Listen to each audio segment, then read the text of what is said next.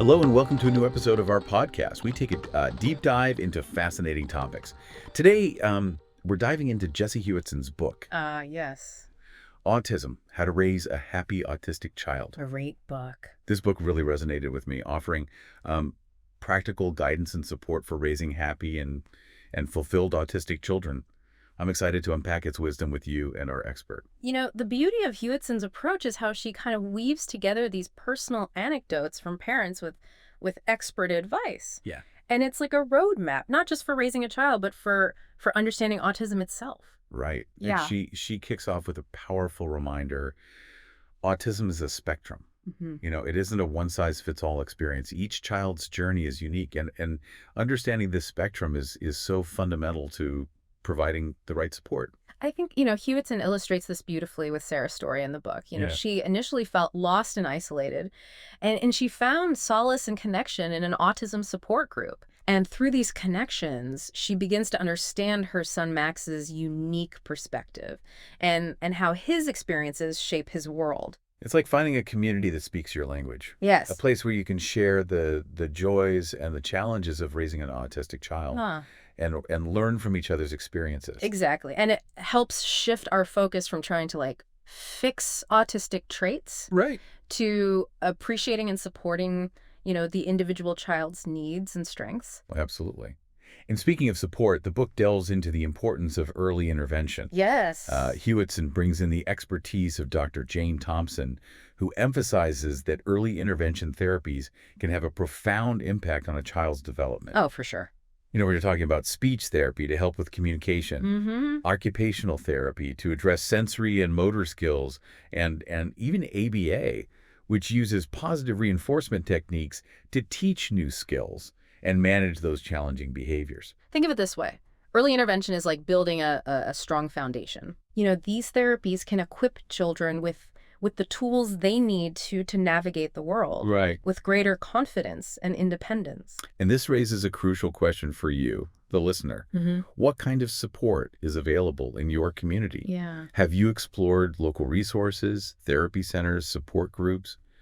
Being proactive in seeking early intervention can make a world of difference in a child's developmental journey. It's about being informed, right? Yeah. Being an advocate for your child. Right. Understanding the options and working collaboratively with professionals.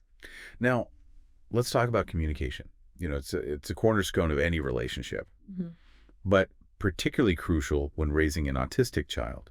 Hewitson shares a compelling story about Emily, a mom who discovers the transformative power of visual aids, Yeah. specifically PECS for her son. PECS, or the Picture Exchange Communication System, Mm, basically uses pictures like a visual language, right. allowing children with limited verbal skills to express their needs and desires.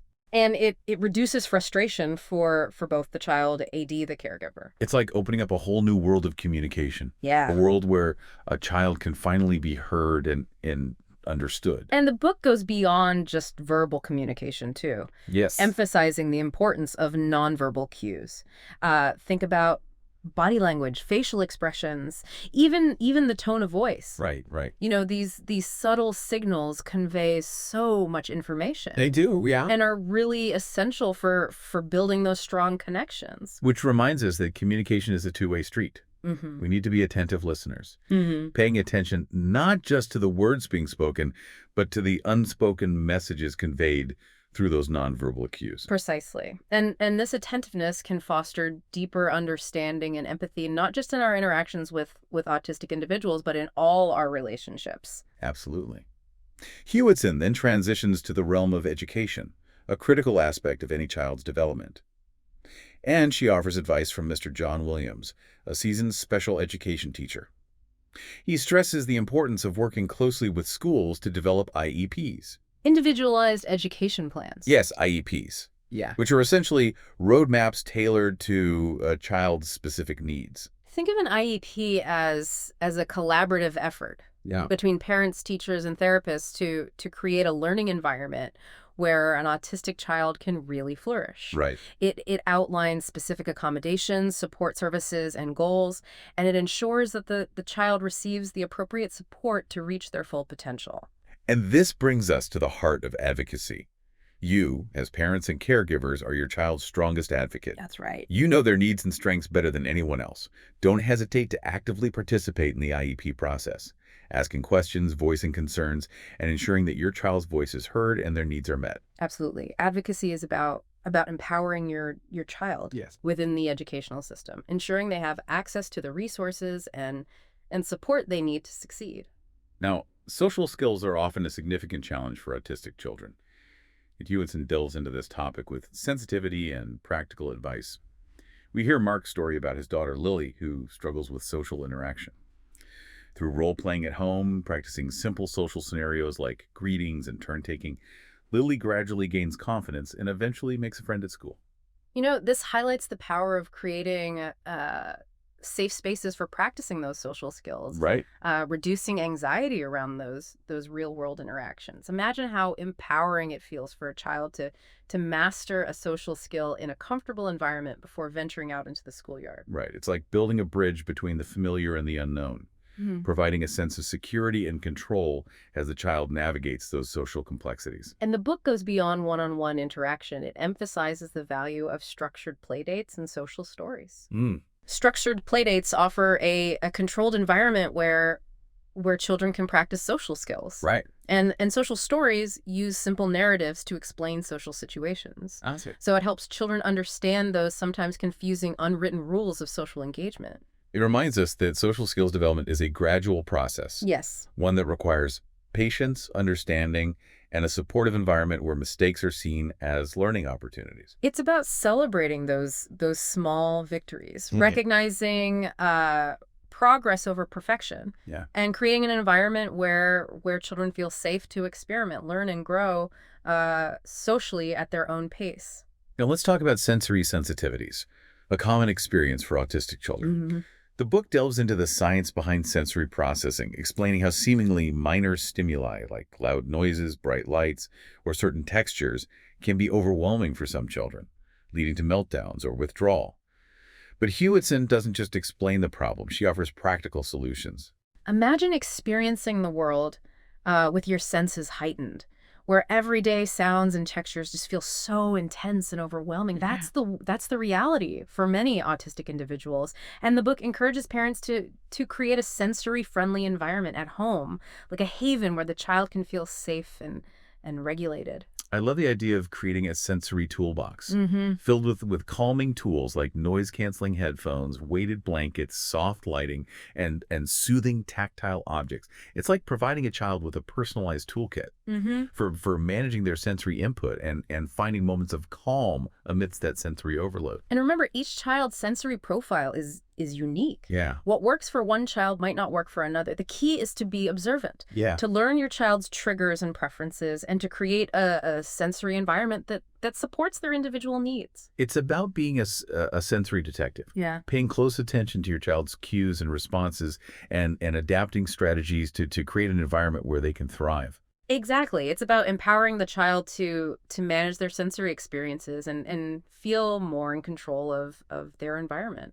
And speaking of feeling overwhelmed, Hewitson dedicates an entire chapter to self-care for parents, a topic that's often overlooked but is absolutely essential. She emphasizes that self-care is not selfish, but rather a necessity for parents navigating the demanding and emotionally charged experience of raising an autistic child. And think of it this way. You can't pour from an empty cup. Right.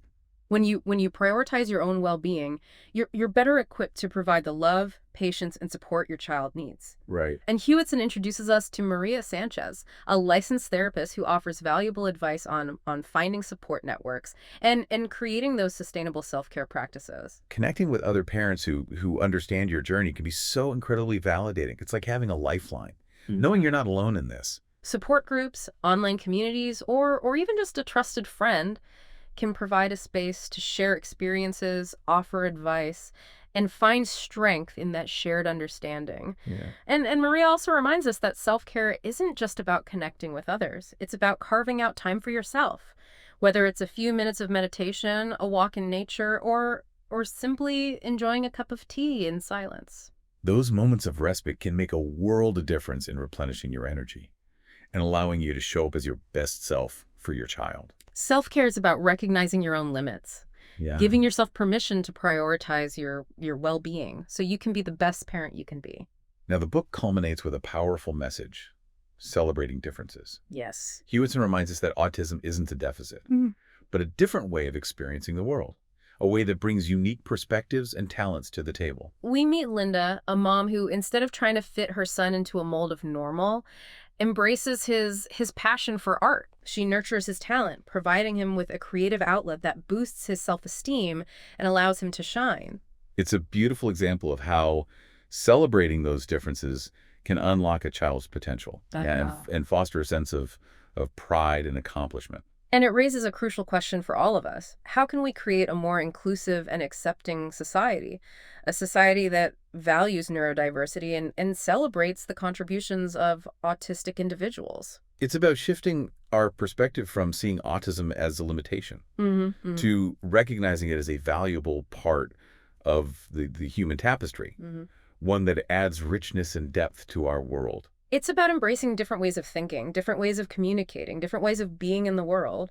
And it starts with understanding, understanding those unique ways, the way autistic individuals experience the world. Right. And Hewitson, she reminds us that early recognition is so key. Mm-hmm. While a professional diagnosis is essential, she provides some helpful guidance on what parents and caregivers should look for. Yeah, like what are some of those things? What are some of the things that parents should be looking for in their child's development? Well, she highlights things like delays in speech and language development, difficulty with social interaction, including limited eye contact or trouble understanding social cues, and those repetitive behaviors, Right.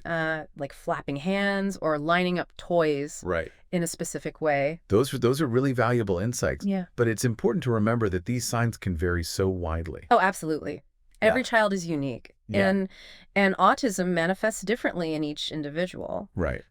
However, if a parent notices these signs, the key is not to wait. Right. Reach out to a pediatrician or a developmental specialist. Be proactive, Yeah. advocate for your child's needs, and seek early intervention if it's needed. And the good news is there are so many resources available, Yeah, there really are. both within your community and online. Hewitson reminds us that early intervention is most effective when it starts early. Right. It's about giving those children the tools and the support they need from the very beginning. Now, let's go back to the topic of sensory sensitivities. I know it's a common experience for many autistic children. Imagine how overwhelming the world must feel if everyday sounds, sights, and textures are amplified or distorted. That's the reality for many. It's like having your senses on overdrive. Right. And this can lead to those meltdowns or withdrawal or what may appear to be challenging behaviors. Right. But it's really a response to sensory overload. It's not misbehavior. Exactly. Yeah. Hewitson really encourages parents to recognize that these sensory sensitivities are real. Yeah. And creating a sensory-friendly environment at home is key.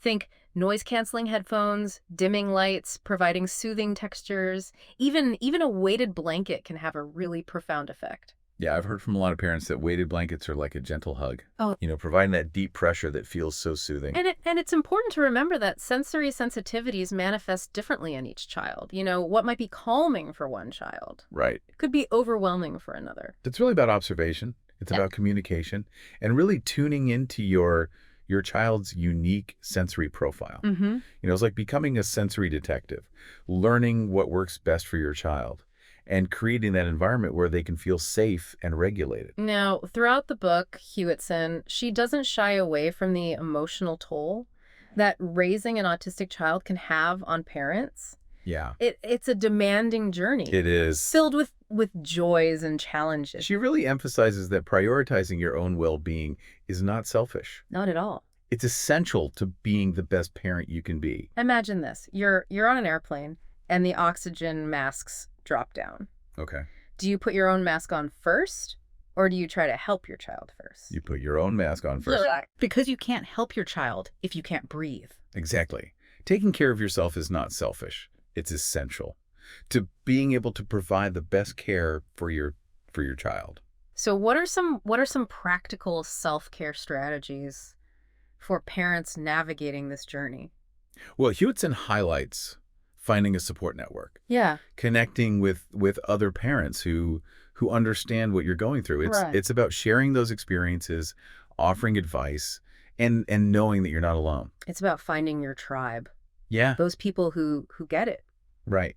And don't underestimate the power of taking breaks too, even if it's just for a few minutes each day. Yeah. Whether it's reading a book, taking a walk, or just enjoying a cup of tea in silence. Hmm. Those moments of respite can make a world of difference. Absolutely. They allow you to recharge, de-stress, and come back to your parenting role Right. with renewed energy and patience. And remember that seeking professional help is a sign of strength, not weakness. If you're feeling overwhelmed or struggling to cope, Yeah. don't hesitate to reach out to a therapist or a counselor. They can provide that support and guidance as you navigate this journey. Now, one of the things I found really powerful about Hewitson's book is the way she challenges us to think about the concept of normal. Mm-hmm. She questions those societal norms that often exclude Yeah. or marginalize those who don't fit into those predefined boxes. Absolutely. It's about recognizing that there's no one right way to be human, Right. and that neurodiversity is something to be celebrated, not eradicated. Hewitson reminds us that autism isn't a deficit. Right. It's a different way of experiencing the world, a way that brings unique perspectives and contributions to the table. And that's a powerful message. Yeah. One that I think is so crucial for creating a more inclusive and accepting society. Absolutely. It's about shifting our mindset, Yeah. from focusing on what autistic individuals might struggle with to appreciating their unique strengths and perspectives. It's like looking at a tapestry. If you only focus on a single thread, you miss the beauty of the whole design. Oh, that's a wonderful analogy. And Hewitson encourages us to look beyond those individual threads and appreciate that beauty and complexity Mm-hmm. of the entire tapestry of human experience. Now, one of the chapters that really resonated with me was the one on communication. Oh, yeah. It's such a fundamental aspect of any relationship, but it's particularly crucial when interacting with autistic individuals. Right. We've talked about visual aids like PECs, but what about nonverbal communication? Yeah. Hewitson, she stresses the importance of recognizing and understanding those nonverbal cues. Think about body language, facial expressions, even the tone of voice. Mm-hmm. These nonverbal signals convey so much and can be just as important as the words being spoken, especially for autistic individuals who may process information differently. It's like learning a new language. It is, yeah. A language that goes beyond words and speaks volumes through subtle gestures and expressions. The book suggests being clear and direct in our communication, avoiding sarcasm or figures of speech that could be easily misinterpreted. Right. It's about being mindful of our communication style and adapting it to meet the individual's needs. And being patient, Yeah. Allowing time for processing and recognizing that silence doesn't always mean a lack of understanding. Right. It might just mean that the individual needs a little extra time to process the information and formulate a response. And that patience and understanding can go a long way in fostering more meaningful and authentic communication, not just with autistic individuals, Right. but with everyone. Absolutely. Hewitson also delves into the challenges that autistic children often face in social situations. Social interactions can be, like a minefield of unwritten rules, unspoken expectations. It's like navigating a foreign country without a guidebook. And for autistic children who may struggle with reading social cues or understanding those unspoken norms, those interactions can be so stressful. Oh, absolutely. They might feel lost, confused, anxious even. Right. And the book advocates for creating safe and structured social environments. Right. This could be through structured play dates or social skills groups or even role-playing social scenarios at home. Yeah. The key is to provide opportunities for practice and repetition Right. in a supportive and understanding environment. It's like creating a social skills laboratory, Yeah. where children can experiment with different social behaviors, learn from their mistakes, Right. and build that confidence in their ability to navigate those situations. And Hewitson reminds us that every child is different. You know, what works for one child may not work for another. Right. It's about being flexible, adaptable, and responsive to the individual child's needs and strengths. And speaking of strengths, Hewitson really emphasizes that autistic individuals often possess unique talents Yeah. and abilities. Whether it's a passion for music Hmm. or an eye for detail or a remarkable ability to focus. You know, there's so much to celebrate. It's about shifting our perspective from what's missing to what's present. Right. You know, it's about recognizing the unique gifts and perspectives that they bring to the table and creating opportunities for those talents to flourish. And that recognition can make all the difference in the world in fostering a sense of self-worth and empowerment. Now, one of the most compelling aspects of Hewitson's book is its focus on empowering parents. You know, she provides them with the knowledge and tools Right. and support they need to advocate for their children and create a loving and nurturing environment where those children can thrive. And she encourages parents to embrace their children's individuality Mm-hmm. and celebrate their unique journeys. It's a message of hope and empowerment, you know, reminding those parents that they're not alone Yeah. and that there's a community of support waiting to embrace them. And that connection, that sense of community can be so powerful and sustaining. You know, it's about sharing experiences, Yeah. offering advice, and knowing that you're not alone in the joys and challenges. Absolutely. And it's about recognizing that while autism may present unique challenges, it also brings unique gifts and perspectives to the world. It really is. And creating that world starts with understanding the unique ways autistic individuals experience the world. You know, throughout the book, Hewitson really emphasizes the importance of sensory sensitivities. Imagine a world where everyday sounds and sights and textures, they're just amplified or distorted. You know, that's the reality for many autistic children. It's like having your senses on overdrive, constantly bombarded. Exactly. And the sensory overload, it can lead to what we might perceive as meltdowns or withdrawal, but it's really a natural response to feeling overwhelmed Right. by that sensory input. She offers some really practical tips for parents and caregivers on how to create a more sensory-friendly environment. Okay. For example, she suggests using noise-canceling headphones Oh, yeah. to reduce that auditory input. Yeah.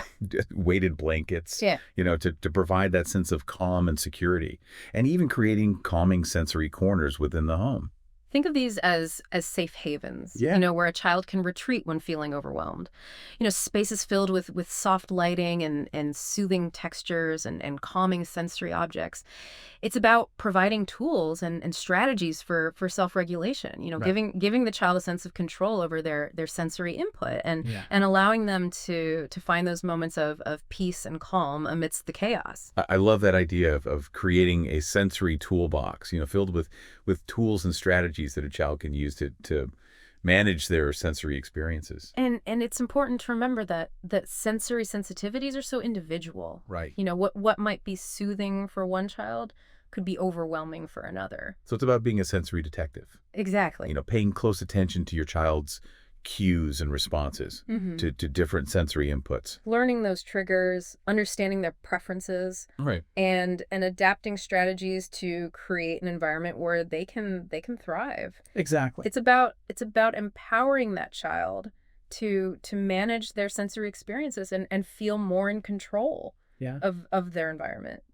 Now, one of the things I really appreciate about Hewitson's book is its emphasis on celebrating the unique strengths and talents Yes. of autistic individuals. You know, she moves away from that deficit-based model Mhm. and focuses on recognizing the incredible potential that exists within each child. She shares these stories of children with exceptional artistic abilities or a remarkable eye for detail or an incredible focus that allows them to excel in specific areas. It's about recognizing that neurodiversity is a strength, Yes. not a weakness. Right. Autistic individuals often bring unique perspectives and abilities that enrich our world in countless ways. It's about fostering those strengths Yeah. and creating opportunities for those talents to flourish. Absolutely. Hewitson, she encourages parents to nurture their children's passions, whether it's music, art, technology, or something else entirely.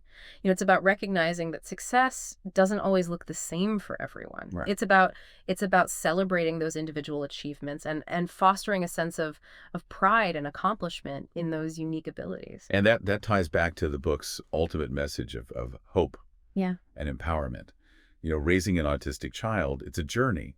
It's filled with challenges, but also with incredible joys and rewards. It's about seeing the world through a different lens, appreciating the beauty of neurodiversity and advocating for a more inclusive and accepting society. Well, I think we've covered a lot of ground today, exploring the key insights and practical advice offered in Jessie Hewitson's book, Autism: How to Raise a Happy Autistic Child.